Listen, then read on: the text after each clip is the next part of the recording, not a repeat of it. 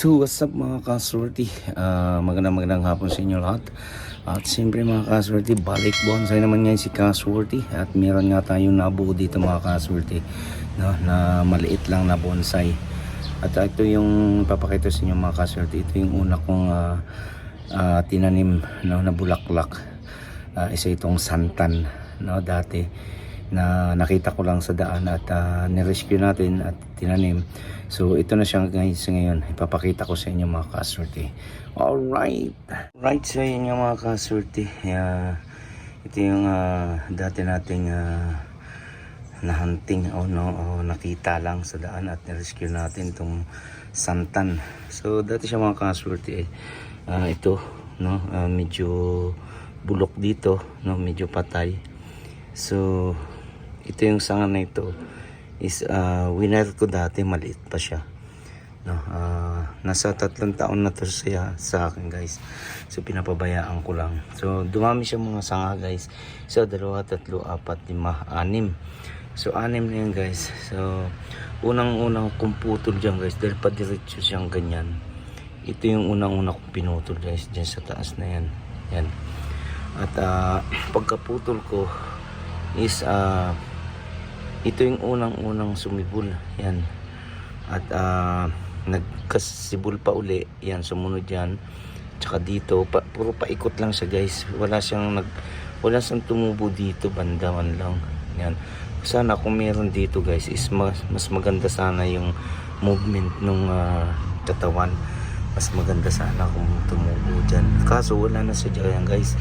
Dito na lang. Kaya ang ginawa ko ngayon guys is ganyan na, para naman magkaroon siya ng galaw, no, kahit papano. Kasi parang kung diretso, parang hindi maganda tingnan. Kaya nagawa natin ang idea na mapalabas yung ganyan. Kung titingnan natin mga kaswerte, yung ganyan niya is isa lang, no. Makikita nyo yung parang sayaw na pag ganun. Pero kapag umikot tayo guys, ganyan, meron pa rin siya, no. Yan, doon sa kabila nagagalaw pa rin yung isang sanga. Yan, no.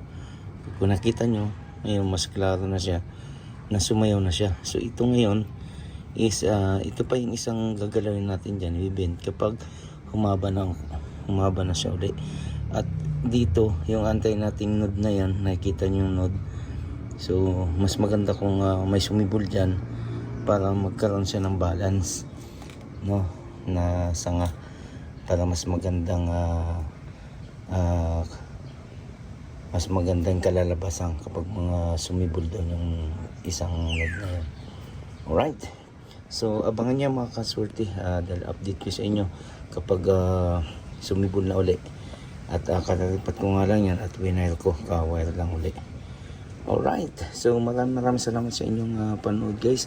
At sana may natutunan kayo, no, sa paggawa ng munting bonsai. At siyempre sa pamagitan nito mga kaswerte ay nakagawa tayo ng isang idea na kung saan ay nagawa natin ng paraan na gumalaw yung katawan.